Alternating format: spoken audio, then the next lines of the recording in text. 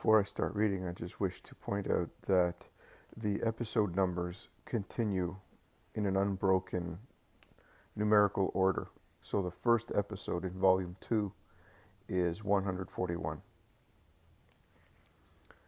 So this is a reading from the Poem of the Man God by Maria Valtorta, Volume 2, Episode 141.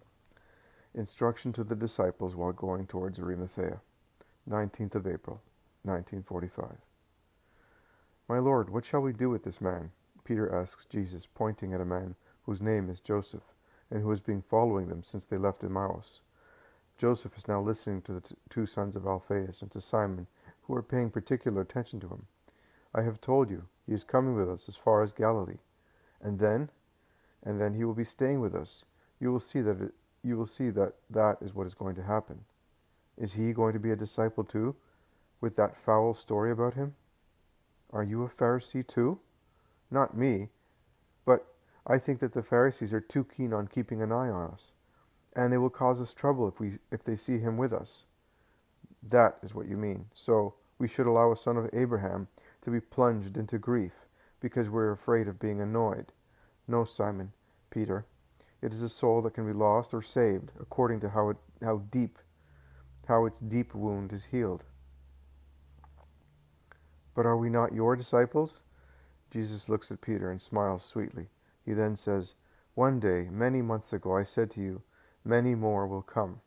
The field is vast, very vast. Because of its vastness, the workers will never be sufficient. Also, because many, like Jonah, will die working hard. But you will always be my favored ones, concludes Jesus, drawing glooming Peter closer to himself. And his promise cheers the apostle. So he is coming with us. Yes, until his heart is refreshed. He is deeply disillusioned by all the bitter hatred he has had to endure. He is indeed poisoned. Also James, John, and Andrew have joined the Master and are listening to him. You cannot appraise the enormous harm that a man can do another man by means of his hostile intolerance. I ask you to remember that your Master was always very benign towards those who were suffering from a spiritual disease. You think that my greatest miracle and my main virtue consist in the curing of bodies. No, my friends. Yes, you too, who are ahead of us, and you who are behind me, come here. The road is wide, and we can walk in a group. They all gather round Jesus, who continues, My main deeds, the ones that bear the clearest witness to my nature and my mission, the ones upon which the Father looks with joy, are the healing of hearts, whether they are freed from one or more capital vices or relieved from grief. Hearts are discouraged by grief when they are convinced that they have been struck and abandoned by God. What is a soul that has lost the certainty of the help of God? It is a thin bearbine crawling in the dust, as it is no longer able to clutch at the idea that was its strength and its joy. It is horrible to live without hope. Life is beautiful in its hardship only because it receives such warmth from the divine sun. The aim of life is that sun. The days of man may be dismal, wet with tears, and smeared with blood, but the sun will rise again. Then there will be no more grief, no separations, no harshness, no hatred, no misery or solitude in an enveloping fog. Instead, there will be brightness and singing, serenity and peace. There will be God, God the eternal Sun.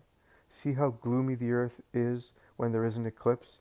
If man were compelled to say, the sun is defunct, would he not feel as if he were to live forever in a dark hypogeum, buried and dead before dying?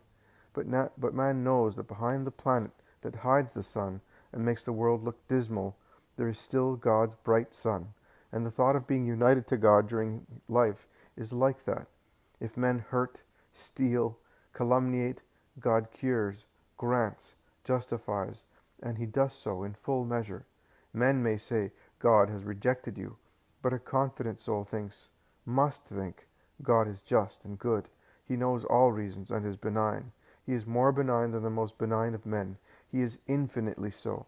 Therefore he will not reject me if I lean my tear-stained face on his bosom, and I say to him, Father, I have but you.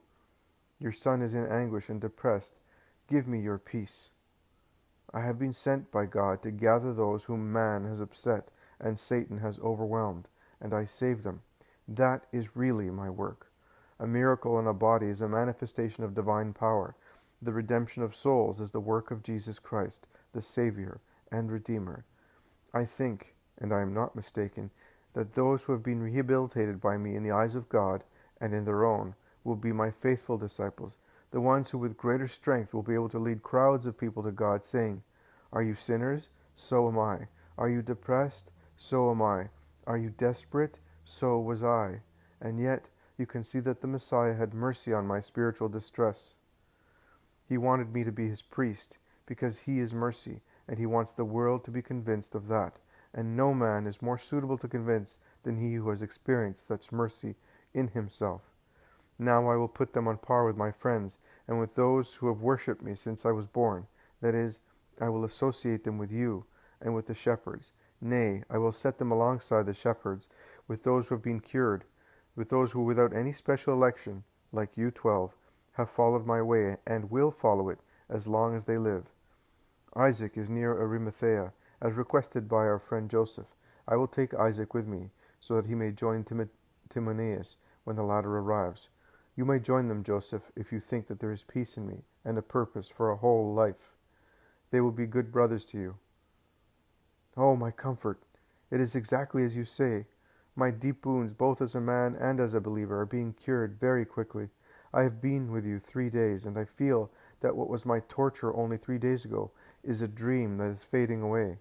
I had that dream, but the more time elapses, the more its harsh details vanish before reality.